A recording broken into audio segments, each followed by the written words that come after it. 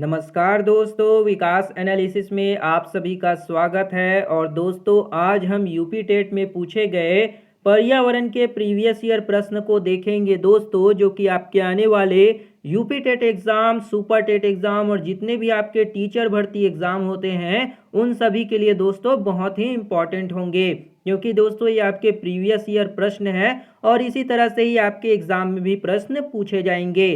तो अगर आप हमारे चैनल पर पहली बार आए हैं तो प्लीज़ हमारे चैनल को एक लाइक और सब्सक्राइब सपोर्ट जरूर करिएगा। चलिए दोस्तों, इन प्रश्न को हल करते हैं।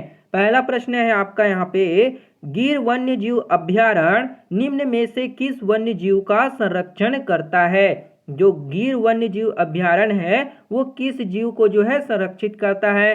पहला ऑप्शन है आपका हाथी, दूसरा है सांप, तीसरा है आपका गेंडा, चौथा है आपका शेर। तो गिर वन्य जीव अभयारण्य में किस जीव को रखा जाता है, तो इसका सही आंसर हो जाएगा आपका शेर, है ना। जो एशियाटिक शेर होते हैं उनको रखा जाता है। और अगर आपसे पूछा जाए कि गिर जो अभयारण्य है वो कहाँ है, किस राज्य में है, तो वो हो जाएगा आपका गुजरात, है ना। याद रखिएगा, गुजरात में गिर जो है राष्ट्रीय उद्यान है, आपका अभयारण्य है जहाँ पे एशियाटिक शेर को रखा जाता है। तो ऑप्शन 4 यहाँ पे आपका करेक्ट हो जाएगा। अगला प्रश्न है, ग्रीन मफलर संबंधित है। जो ग्रीन मफलर है वो किससे संबंधित है। पहला ऑप्शन है मृदा प्रदूषण से, दूसरा है वायु प्रदूषण से, तीसरा है ध्वनि प्रदूषण से, चौथा है आपका जल प्रदूषण से। तो ग्रीन मफलर जो है इनमें से कौन सा ऑप्शन जो होगा आपका करेक्ट आंसर हो जाएगा, तो वो होगा ग्रीन मफलर किससे संबंधित है, तो वो हो जाएगा आपका क्या, ध्वनि प्रदूषण से, है ना। ऑप्शन नंबर 3 आपका ध्वनि प्रदूषण जो होगा यहाँ पे आपका करेक्ट हो जाएगा। अगला प्रश्न देखते हैं। अगला प्रश्न है आपका, निम्न में से कौन सा सागर यूरोप को अफ्रीका से अलग करता है। कौन सा सागर जो है वो आपका यूरोप को अफ्रीका से अलग करता है। पहला ऑप्शन है आपका काला लाल सागर, दूसरा ऑप्शन है काला सागर, तीसरा है अरब सागर, चौथा है आपका भूमध्य सागर। तो कौन सा सागर जो है यूरोप को अफ्रीका से अलग करता है, तो इसका सही आंसर होगा भूमध्य सागर, है ना। ऑप्शन नंबर 4 भूमध्य सागर आपका यहाँ पे करेक्ट हो जाएगा। अगला प्रश्न है, अंतर्राष्ट्रीय ओजोन दिवस कब मनाया जाता है। जो ओजोन दिवस है इसको कब मनाया जाता है। पहला ऑप्शन है 16 सितंबर, दूसरा है 7 दिसंबर, तीसरा है 30 मार्च, चौथा है आपका 22 अप्रैल। तो अंतर्राष्ट्रीय ओजोन दिवस कब मनाया जाता है, तो वो मनाया जाता है आपका 16 सितंबर को। ऑप्शन नंबर 1 16 सितंबर जो होगा आपका यहाँ पे करेक्ट हो जाएगा। अगला प्रश्न है, किसी खाद्य श्रृंखला में शाकाहारी होते हैं। जो कोई खाद्य श्रृंखला है आपका उसमें शाकाहारी को कहाँ रखा जाता है। पहला है प्राथमिक उत्पादक, दूसरा है प्राथमिक उपभोक्ता, तीसरा ऑप्शन है द्वितीयक उपभोक्ता और चौथा ऑप्शन है आपका अपघटनकर्ता। तो जो किसी खाद्य श्रृंखला में शाकाहारी को कहाँ रखा जाता है, तो इसका सही आंसर क्या हो जाएगा, वो होगा आपका प्राथमिक उपभोक्ता, है ना। ऑप्शन नंबर 2 प्राथमिक उपभोक्ता आपका करेक्ट होगा।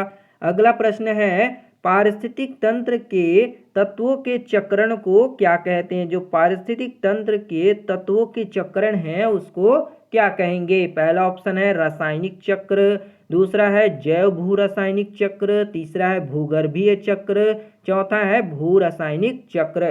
तो पारिस्थितिक तंत्र के तत्वों के चक्रण को क्या कहा जाता है, तो उसे हम जैव भू रासायनिक चक्र कहते हैं। ऑप्शन नंबर 2 यहाँ पे आपका करेक्ट होगा। अगला प्रश्न देखते हैं, निम्नलिखित ईंधनों में से कौन सा न्यूनतम पर्यावरणीय प्रदूषण उत्पन्न करता है। कौन सा जो आपका ईंधन है वो सबसे कम पर्यावरण को प्रदूषित करेगा।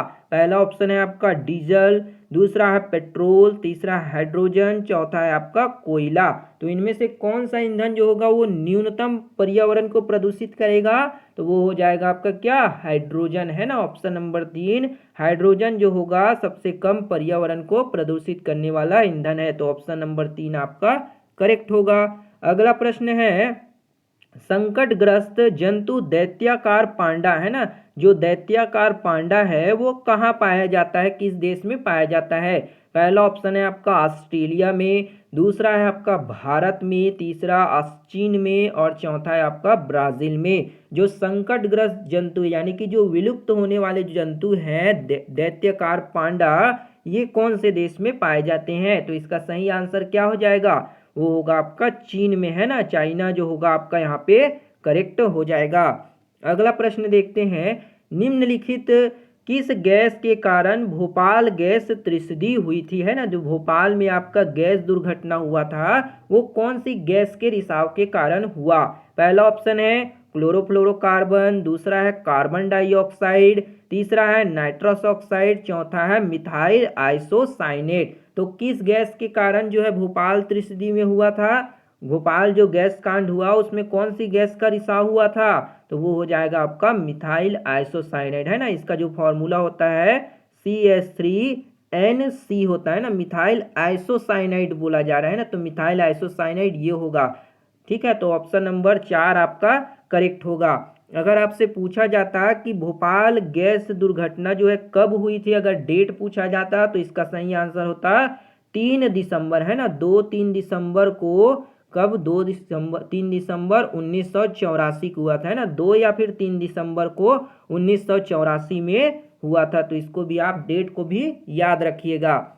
अगला प्रश्न देखते हैं, किस देश में क्रिसमस का त्योहार गर्मियों में मनाया जाता है ना, कौन सा देश है जहां क्रिसमस जो है गर्मियों के दिन में मनाते हैं। पहला ऑप्शन है जापान, दूसरा है भारत, तीसरा ऑस्ट्रेलिया, चौथा है आपका अमेरिका। तो कौन से देश में क्रिसमस का त्योहार गर्मियों के दिन में मनाते हैं, तो इसका सही आंसर क्या हो जाएगा, वो होगा आपका ऑस्ट्रेलिया, है ना, याद रखिएगा ऑस्ट्रेलिया में क्रिसमस जो है गर्मियों के दिन में मनाया जाता है। तो ऑप्शन नंबर 3 ऑस्ट्रेलिया आपका करेक्ट होगा। अगला प्रश्न है, गंगा एक्शन प्लान को लाने का उद्देश्य निम्नलिखित में से किसके सुधार के लिए किया गया। जो गंगा एक्शन प्लान है वो किसको सुधारने के उद्देश्य से लाया गया। पहला ऑप्शन है जल की गुणवत्ता को सुधारने के लिए, दूसरा ऑप्शन है जल का वेग सुधारने के लिए, या तीसरा जल की प्रचुरता, और चौथा है जल के तापमान में सुधार के लिए। तो गंगा एक्शन प्लान का उद्देश्य क्या था, किसको सुधारने के लिए लाया गया, तो जल की गुणवत्ता, है ना, जो वाटर है पानी की क्वालिटी को बढ़ाने के लिए लाया गया। तो ऑप्शन नंबर 1 जो होगा आपका जल की गुणवत्ता करेक्ट हो जाएगा। अगला प्रश्न है, निम्नलिखित में से कौन सा वृक्ष जैविक कीटनाशक का उत्पादक है। कौन सा वृक्ष जो है आपका जैविक कीटनाशक का उत्पादक है। पहला ऑप्शन है आपका यहाँ पे नीम, दूसरा है देवदार, तीसरा ऑप्शन है चीड़, चौथा है आपका ओक। तो कौन सा वृक्ष जो है आपका कीटनाशक, है ना, जैविक कीटनाशक के रूप में उपयोग किया जाता है। तो इसका सही आंसर क्या होगा, नीम, है ना, नीम जो होता है आपका जैविक कीटनाशक वृक्ष के रूप में जाना जाता है। तो ऑप्शन नंबर 1 का नीम करेक्ट हो जाएगा। अगला प्रश्न है, भूपारिस्थितिकीय तंत्र में ऊर्जा का महत्वपूर्ण स्रोत क्या है। बहुत ही इजी प्रश्न है, जो भूपारिस्थितिक तंत्र है में ऊर्जा का प्रमुख स्रोत क्या है। पहला ऑप्शन है सूर्य, दूसरा है पृथ्वी, तीसरा है चंद्रमा, चौथा है आपका शुक्र। तो पारिस्थितिक तंत्र में ऊर्जा का सबसे अच्छा स्रोत क्या है, तो वो हो जाएगा आपका सूर्य, है ना, सूर्य से ही ऊर्जा मिलती है। तो ऑप्शन 1 आपका यहाँ पे करेक्ट हो जाएगा। अगला प्रश्न है आपका, निम्न में से कौन सी प्रकृति वनस्पति मरुस्थलीय प्रदेशों में पाई जाती है। कौन सी प्राकृतिक वनस्पति मरुस्थलीय प्रदेशों में पाया जाता है, कौन सा पौधा है। पहला ऑप्शन है महोगनी, दूसरा है कैक्टस, तीसरा है फर और चौथा है आपका चंदन। तो कौन सा प्राकृतिक वनस्पति जो है आपके रेगिस्तान इलाकों में प्रदेशों में पाया जाता है, तो वो होगा आपका कैक्टस, है ना, ऑप्शन नंबर 2 आपका कैक्टस करेक्ट हो जाएगा। अगला प्रश्न है, टाइटन किस ग्रह का प्राकृतिक उपग्रह है। टाइटन जो आपका एक उपग्रह है ये किस ग्रह का जो है उपग्रह हो जाएगा। पहला ऑप्शन है आपका वरुण, दूसरा है बुध, तीसरा ऑप्शन है शनि, चौथा है आपका शुक्र। तो टाइटन जो है किस ग्रह का प्राकृतिक उपग्रह है, तो वो हो जाएगा आपका शनि, है ना। शनि का जो सबसे बड़ा उपग्रह है उसका नाम क्या है, टाइटन, है ना, सबसे बड़ा उपग्रह है। तो ऑप्शन नंबर 3 शनि आपका करेक्ट हो जाएगा। अगला प्रश्न है, निम्नलिखित में से कौन सी बायोडीजल की फसल है? बायोडीजल जो फसल होगा वो आपको बताना है। पहला ऑप्शन है कपास, दूसरा है जट्रोफा, तीसरा है गन्ना, चौथा है आपका आलू। तो बायोडीजल फसल इनमें से कौन सा हो जाएगा? तो वो होगा आपका यहाँ पे जट्रोफा, है ना। ऑप्शन नंबर 2 जट्रोफा जो होगा बायोडीजल फसल है। तो ऑप्शन 2 आपका यहाँ पे करेक्ट होगा। अगला प्रश्न है, पर्यावरण संरक्षण अधिनियम किस वर्ष पारित हुआ था? जो पर्यावरण का संरक्षण अधिनियम है वो किस वर्ष में पारित किया गया था? पहला ऑप्शन है 1982, दूसरा 1986, तीसरा ऑप्शन 1992 और चौथा है 1996। तो पर्यावरण संरक्षण अधिनियम कब पारित किया गया था? तो इसका सही आंसर हो जाएगा आपका 1986, है ना। 1986 में पर्यावरण संरक्षण अधिनियम को पारित किया गया था। अगर आपसे डेट पूछा गया है तो आप याद रखिएगा 19 नवंबर, है ना। 19 नवंबर 1986 को पर्यावरण संरक्षण अधिनियम जो है पारित किया गया था। तो ऑप्शन नंबर 2 आपका करेक्ट होगा। अगला प्रश्न है, भूमंडलीय तापन का कारण क्या है? जो भूमंडलीय है उसके तापन यानी कि ताप में वृद्धि होने का क्या कारण है? पहला ऑप्शन है हिमनदों में वृद्धि यानी कि ग्लेशियर में वृद्धि होने के कारण, दूसरा है कार्बन डाइऑक्साइड में वृद्धि, तीसरा है आपका कार्बन डाइऑक्साइड में कमी, चौथा है वनों में वृद्धि। तो भूमंडल में तापमान के बढ़ने का कारण क्या हो जाएगा? जो ग्लोबल वार्मिंग के नाम से भी जाना जाता है ना, इसको ग्लोबल वार्मिंग कहते हैं। तो इसके बढ़ने का कारण क्या हो जाएगा? तो वो होगा आपका कार्बन डाइऑक्साइड क्या हो रहा है कि कमी हो रही है ना। तो ऑप्शन नंबर 3 जो होगा यहाँ पे आपका क्या हो जाएगा? ऑप्शन नंबर 3 आपका करेक्ट हो जाएगा, है ना। ऑप्शन नंबर 3 करेक्ट होगा। अगला प्रश्न है, निम्नलिखित में से किसमें सर्वाधिक जैव विविधता पाई जाती है? सर्वाधिक जो है जैव विविधता किसमें पाई जाती है? पहला ऑप्शन है शीतोष्ण पर्णपाती वन बायोम, दूसरा है उष्ण कटिबंधीय सदाबहार वर्षा वन बायोम, तीसरा है शीतोष्ण घास प्रदेश बायोम और चौथा है आपका सवाना बायोम। तो जिसमें सर्वाधिक जैव विविधता पाई जाती है उसको आपको बताना है। तो इसका सही आंसर क्या हो जाएगा? तो वो होगा उष्ण कटिबंधीय सदाबहार वर्षा वाले वन बायोम। तो ऑप्शन नंबर 2 आपका यहाँ पे करेक्ट हो जाएगा। अगला प्रश्न है, निम्न में से किस मृदा का निर्माण लावा द्वारा होता है ना? जो लावा निकलते हैं आपके ज्वालामुखी से उसके द्वारा किस मृदा का निर्माण होता है? पहला ऑप्शन है लाल मिट्टी, दूसरा है काली मिट्टी, तीसरा है आपका जालोर मिट्टी, चौथा है आपका लेटेराइट मिट्टी। तो किस मिट्टी का निर्माण जो है लावा से किया गया है?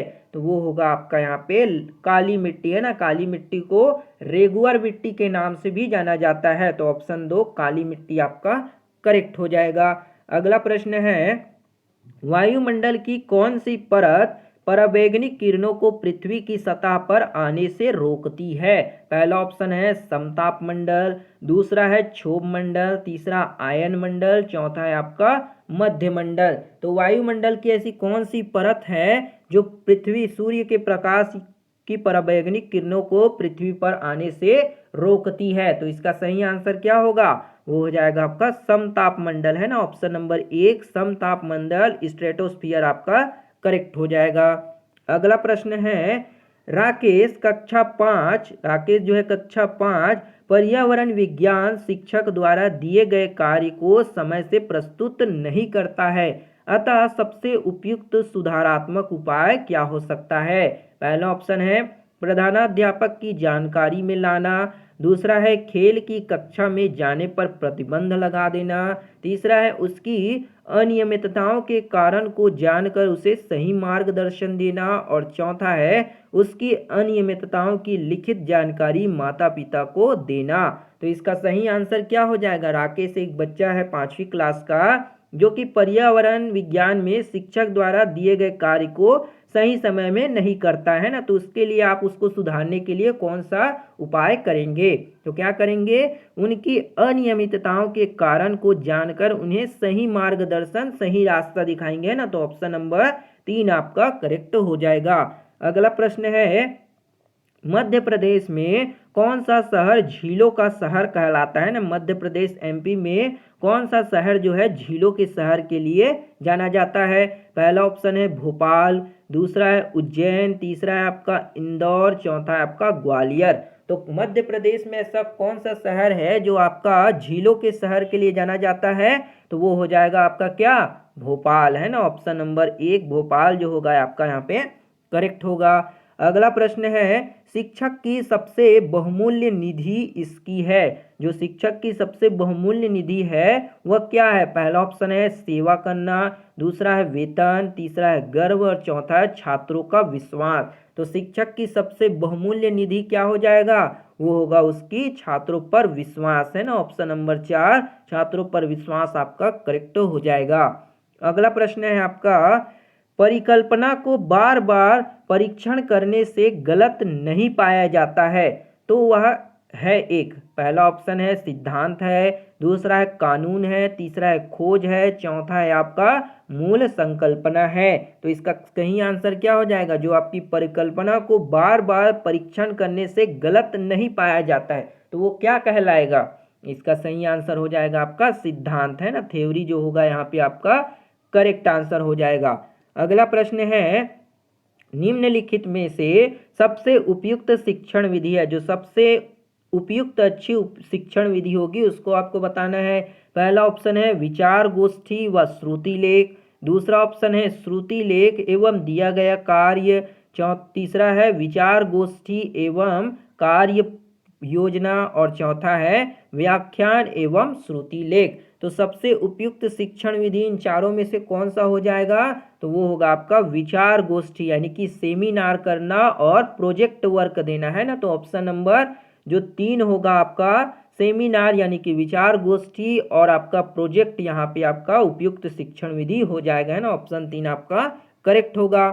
अगला प्रश्न है, निम्नलिखित में से कौन सी ग्रीन हाउस गैस नहीं है? जो ग्रीन हाउस गैस नहीं है उसको आपको यहाँ पे बताना है।